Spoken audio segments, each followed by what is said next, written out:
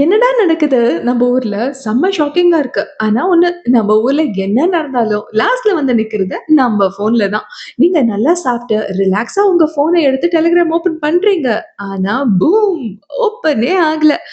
Error loading கனெக்டிங்னே காட்டுது. என்ன ஆச்சு? நெட் மொக்கையாயிடுச்சோ? அப்படின்னு நெனைப்போம். ஆனா அதுதான் இல்ல. நம்ம கவர்மெண்ட்டே Telegramக்கு ஒரு பெரிய டாட்டா பை பை சொல்லிட்டாங்க.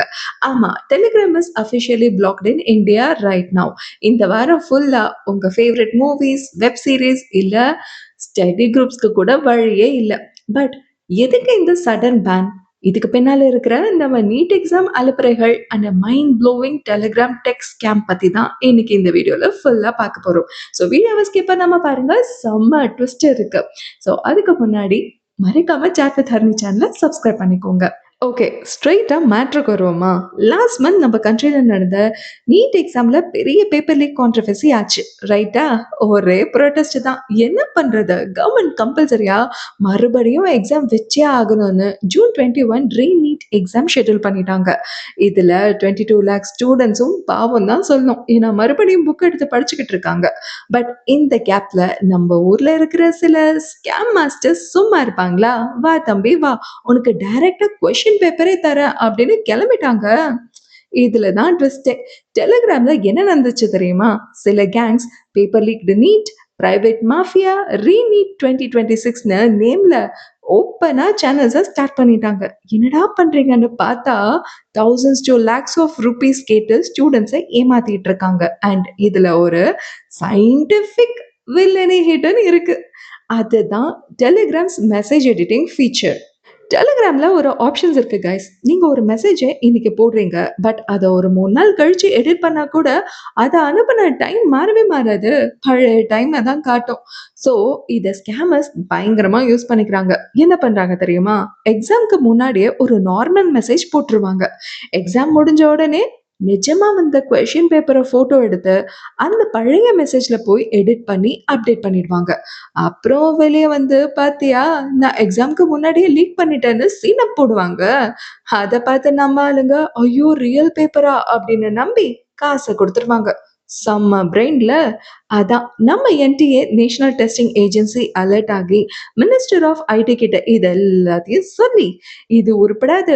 முதல்ல டெலிகிராம தூக்குங்க" அப்படின்னு செக்ஷன் 69A யூஸ் பண்ணி டெம்பரரியா பேன் பண்ணிட்டாங்க. இந்த பேன் ஜூன் 22 வரைக்கும் தான் இருக்கும். அதுக்கப்புறம் நம்ம மெசேஜ் எடிட்டிங் ஃபீச்சர் ஜூன் 30 வரைக்கும் டிசேபிள்ல தான் இருக்கும்னு சொல்றாங்க. But guys, jokes apart. Jokes elements எல்லாம் ஒரு பக்கம் தள்ளி வச்சுட்டு, let's talk about something that really breaks my heart. இது வெறும் ட்ரெண்டிங் நியூஸ்லாம் இல்ல.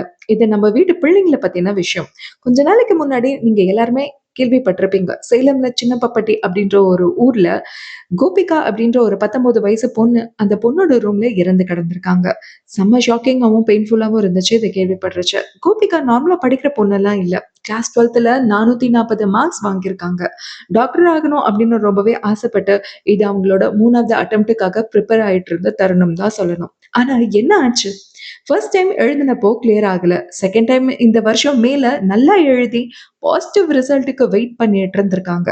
பட் நம்ம பேப்பர் லீக் ஸ்கேம்னால கவர்மெண்ட் அந்த எக்ஸாம கேன்சல் பண்ணிட்டு, இந்த சண்டே ஜூன் 21 ரீ எக்ஸாம் வைக்கிறாங்கன்னு சொன்னதுனால, அந்த பொண்ணுக்கு வந்த கன்டினியூஸ் ஸ்ட்ரெஸ் அண்ட் ஃபெயிலியர் ஃபியர தாங்க முடியல.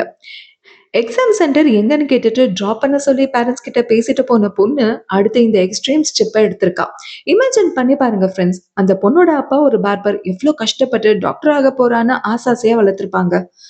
எதுக்கு இந்த குழந்தைங்க சூசைட் பண்றாங்க? They are not weak. அவங்கள இந்த சிஸ்டம் வீக் ஆக்குது. Year after year paper leak ஆகுது, கோர்ட்டுக்கு போறாங்க, எக்ஸாம் கேன்சல் ஆகுது, மறுபடியும் புக் எடுத்து வச்சு ஃபர்ஸ்ட்ல இருந்து படிக்க சொல்றாங்க.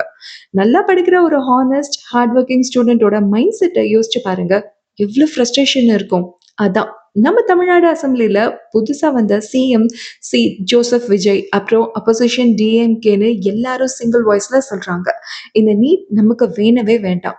ஸ்டேட் கிளாஸ் 12 மார்க்ஸ் வச்சே மெடிக்கல் அட்மிஷன் குடுப்போம் அப்படின்னு மறுபடியும் ஸ்ட்ராங்கா ரெசல்யூஷன் பாஸ் பண்ணியிருக்காங்க.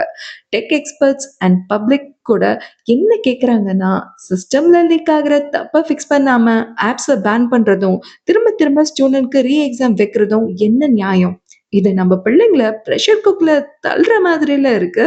ஸோ கைஸ், இந்த டோட்டல் மெஸ் பத்தி நீங்க என்ன நினைச்சீங்க? டெலிகிராம் பேன் பண்ணது கரெக்ட்டா? இல்ல லீக்க ஸ்டாப் பண்ண கவர்ன்மெண்ட் வேற என்ன பண்ணணும்?